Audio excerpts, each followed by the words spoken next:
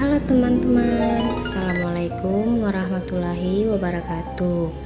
Perkenalkan, nama saya Nur Dalia.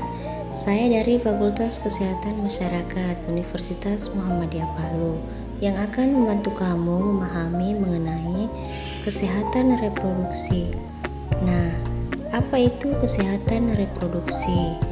Kesehatan reproduksi merupakan kesehatan secara fisik, mental, dan sosial secara utuh pada semua hal yang berhubungan dengan sistem dan proses reproduksi, dan bukan hanya kondisi yang bebas dari penyakit dan kecacatan. Nah, mengapa remaja perlu tahu tentang kesehatan reproduksi? Remaja adalah masa peralihan dari masa anak-anak menuju dewasa. Di usia remaja, terjadi beberapa perubahan baik fisik maupun psikologis, serta terjadi pematangan fungsi reproduksi yang disebut juga dengan masa pubertas.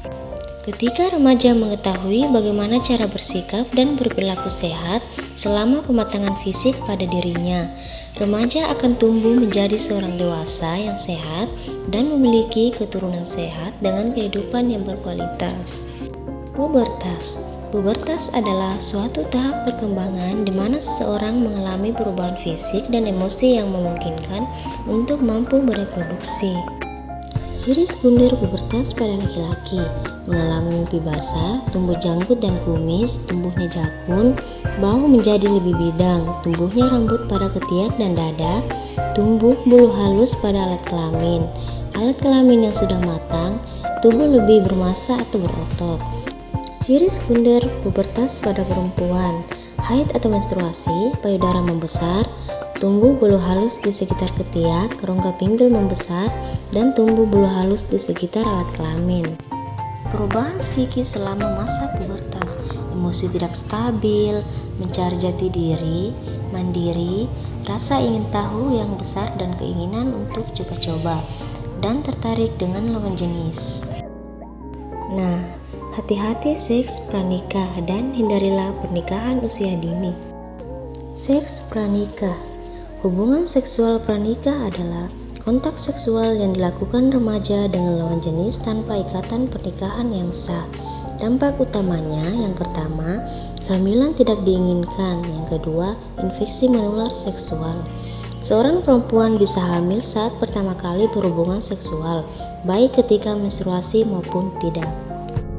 Pernikahan usia dini. Pernikahan usia dini masih sangat sering terjadi.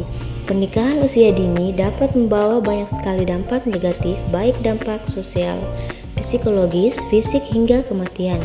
Kondisi buruk demikian yang paling rawan mengalami adalah pihak perempuan. Remaja perempuan secara ketahanan dan kemampuan fisiknya belum bisa dikatakan baik untuk melakukan reproduksi. Bahayanya, hal ini dapat memicu kematian bagi si ibu. Hal ini juga dapat berdampak buruk bagi si bayi karena dapat berpotensi mengalami keguguran. Selain itu, anak yang lahir dari usia ibu yang terlalu dini sangat rentan mengalami berbagai penyakit dan masalah gizi. Salah satunya adalah stunting. Stunting merupakan kondisi gagal tumbuh pada anak akibat dari kekurangan gizi. Hal ini menyebabkan tinggi badan anak lebih pendek jika dibandingkan dengan anak seusianya. Stunting disebabkan karena kekurangan gizi dalam waktu yang cukup lama pada 1000 hari pertama kehidupan. Faktor penyebab lainnya yakni pada ibu, meliputi gizi buruk ibu selama masa kehamilan, kehamilan masa usia dini, dan kelahiran prematur dan lainnya. Anak yang menderita stunting akan mengalami perkembangan otak dan fisik menjadi terlambat. Mereka rentan terhadap penyakit dan cenderung lebih sulit untuk berprestasi.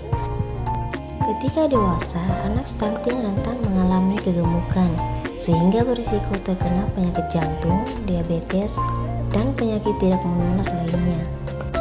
Ayo, cegah stunting dengan cara: yang pertama, perbaikan pola asuh. Meningkatkan pengetahuan pencegahan stunting sejak usia remaja. Memberikan ASI eksklusif pada anak usia 0-6 bulan. Memberikan MPASI saat anak berusia 6-24 bulan dalam jumlah dan kualitas yang sesuai dengan kebutuhan. Yang kedua, perbaikan asupan gizi.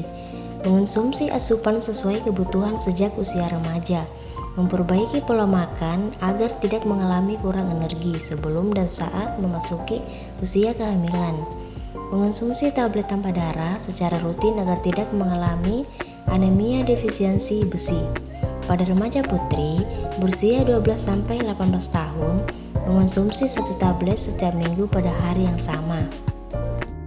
Pada masa kehamilan, mengonsumsi tablet tambah darah atau tablet sakusi sebanyak minimal 90 tablet atau setiap hari selama masa kehamilan.